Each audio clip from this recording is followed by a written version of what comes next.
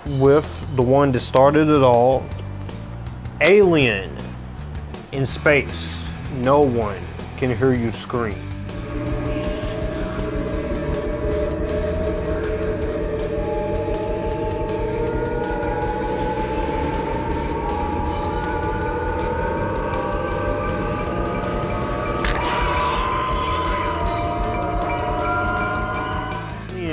Is directed by Ridley Scott, and this is written by Dan O'Bannon and Ronald Shusett, and this stars Tom Skerritt, Sigourney Weaver, Veronica Cartwright, Harry Dean Stanton, John Hurt, Ian Holm, and Yaphet Kotto. The premise of the original Alien is that we follow a group of a commercial starship, Nostromo, and they're on the way home in deep space, and they are awakened from their cryo-sleep capsules halfway through the journey home to investigate a distress call from an alien vessel. The terror begins, of course, when the crew encounters a nest of eggs into the alien ship. An organism from inside an egg leaps out and attaches itself to one of the crew members, causing him to fall into a coma, and all hell ensues. So the original Alien came to be from, of course, these two guys, David Giler and Walter Hill, and Dan O'Bannon and Ronald Shusett, through the company of Brandywine. And they wanted to do something like Star Wars, because Star Wars was very popular at the time, but they had so many different versions of the script, and it's a miracle this movie almost never happens, because there was a lot of things that they were trying to do with the script, and so they were able to get the script right, and then also that Ridley Scott was able to come in and they were finding directors as the script was being rewritten, and they didn't express confidence because they didn't think sci-fi movies at the time would be successful, but after Star Wars came out and proved everyone wrong, they very much got back into kicking and made shit awesome. So they gave it a small budget of $11 million, of course, and of course Ridley Scott came on. They started the casting process of Sigourney Weaver and so many great actors here, filming a lot, which they were able to do it. H.R. Giger came around to do it, and so post-production was 20 weeks to complete, and we got the movie we got, and so here we are. And at first, when this movie came out, this movie got extremely mixed reviews from people. Some people praised the performances and the visuals, but they criticized it that it was just too gory and too scary. But over time has caught up with this movie, and critical reassessment has considered this as one of the greatest sci-fi and horror movies of all time, and for damn good reason. And this is almost my favorite Ridley Scott movie, and just an iconic film of all time. So we're not going to waste any more time. Let's talk about this iconic classic gem of a phenomenal film. Starting off with the positives when it comes to this movie is, I gotta say, Ridley Scott. This was Ridley Scott after Duelist, and it's just a fantastic film to see that he has come so far in his career. The guy is still in his 80s and still making movies. This is one of his magnum opuses, because this movie is amazingly well shot. It is a great masterclass in direction with his filmmaking. He doesn't want to show a lot of the xenomorph, and Ridley Scott does a great job in terms of his direction. It's really well directed. It's beautifully shot by Derek Valiant. The cinematography in this movie is $11 million, but also it's a well-written script in this movie. Despite the fact that this is a very simple story, that is a straight, nice sci-fi horror film that works, and it works really well, and you're seeing a lot of what this movie is going to offer you. And I gratefully appreciate that. It really does do a phenomenal job in terms of what we are seeing, what we could play with. And I very much love the fact that this is a movie that it knows exactly what it is. It ain't trying to be something it's not. It's not trying to be some pretentious art house film. It's not trying to be the next big thing, even though this movie did get a lot of acclaim and a lot of awards love, despite mixed reactions back in the day, and still awards love to this day. But this is in my 100 favorites for a reason, because of that story and because of the fact that it's just so well told. Ridley Scott does a good job. Despite the ups and downs of his famous career, I still like Ridley Scott as a director. Dan O'Bannon and Ronald shoots it allows us, despite the fact that you get to love all of the characters in this movie, like Dallas and Ripley and of course Veronica Cartwright and Yaphet Kotto. You get to love all of these characters that you don't know much about, but that's what makes it very interesting, that you can have characters that even if you give them the smallest of developments, there's enough in below the surface that we get to know them. And I really appreciate the fact that this movie just really said, we're going to take its time and we're going to let you get to know the characters. And that's what I love a good movie should do. That's what a fucking good movie should do. And it does it flawlessly and perfectly. And they nailed it. That, of course, there's a lot of great practicality in here, which this is only an $11 million budget.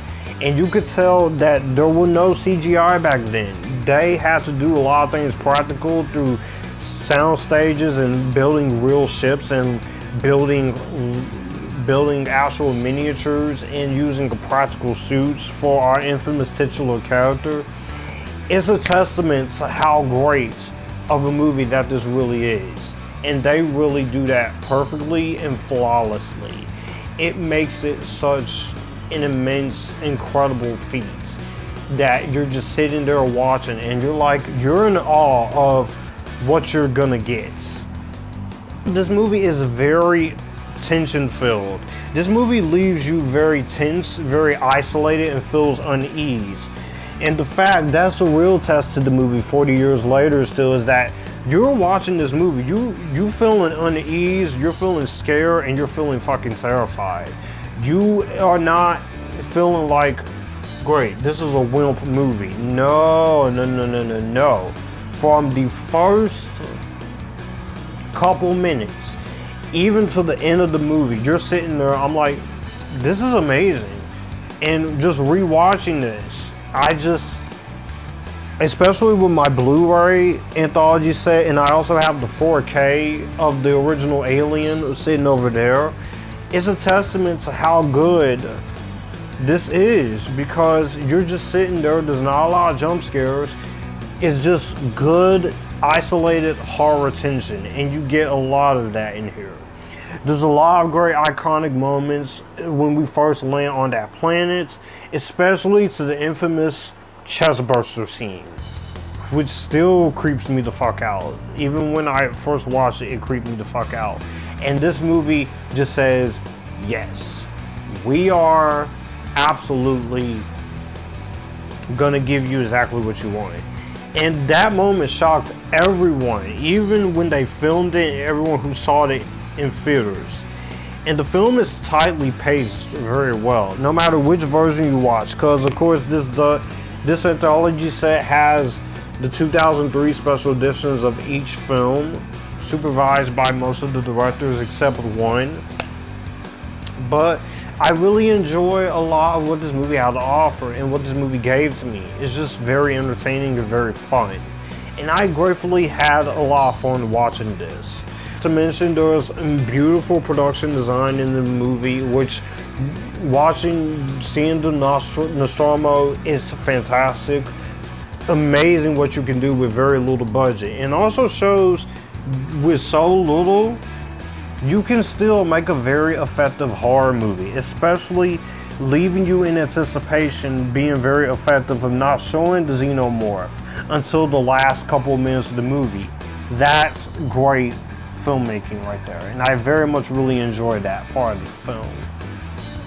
And they really commit to it. I very much like the fact that they just said, yes, we're going to commit to it and we're going to make something really good. I really enjoyed the editing by Terry Rawlings. It's a very well edited film. The score by the late Jerry Goldsmith is fantastic as well. Not to mention, you have the iconic alien creature effects by H.R. Giger, with a very fantastic job here. The xenomorph is something miraculous and terrifying to see. So you're definitely gonna get exactly what you come to watch here for. Because I have not touched on the acting in this movie. Everyone in this cast does a very good job. Everyone. There's not one person who feels like they are not putting effort in this. Everyone is fantastic here. You have Tom Skerritt as Dallas. He is great as the lead, and you think he's going to be the lead in this, but they do a subversive expectation. I think he does a really good job in this. John Hurt, may he rest in peace, as well as two other ones like Ian Holm and Yaphet Kotto. They all do a very good job in this, and everyone gives it their all, and they really make for a fantastic performance. We also have to talk about Sigourney Weaver, who is the iconic final girl, and she is fantastic in this. This was definitely her big break, and it was worth it. So absolutely it's fantastic, and it is worth every single minute that she's on screen. She's fantastic. Veronica Cartwright is Lambert. She does a great job in the role. I very much loved her performance as well. I very much liked her acting. You also really have a good job with Ian Holm as Ash. He does a very good job in this as well. Yaphet Kotto here. Yaphet Kotto does a fucking great job in this. Everyone in the cast does a very good job in here. Also, the late Yaphet Kotto does a good job as Parker. The late Harry Dean Stanton as Brett is great. It's just, again, not much character development of these actors, but the smallest of developments gives you so much with what you can do. And that's what I really appreciate when it comes to it. I very much appreciate the fact that they just really give you so much out of what you're getting. And I very much love the performances in this.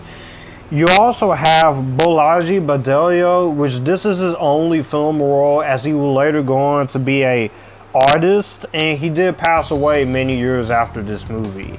He plays the titular xenomorph, and yes, this was played by a Nigerian actor, which he was a 26-year-old design student, and he does a very good job into the xenomorph. But also you have Roy Scamell and Eddie Powell doing the xenomorph in a few scenes.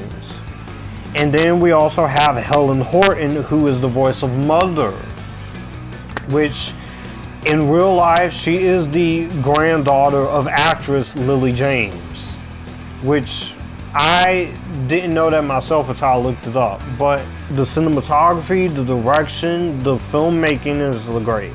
Even the climax, which is a very tension-filled climax, but you're enjoying this from the beginning to end. And even with the afternoon tune, which Josh and Dusk and Nick, they reviewed the original Alien a couple of months ago for its 40th anniversary, and for 40 years later, this movie is still iconic.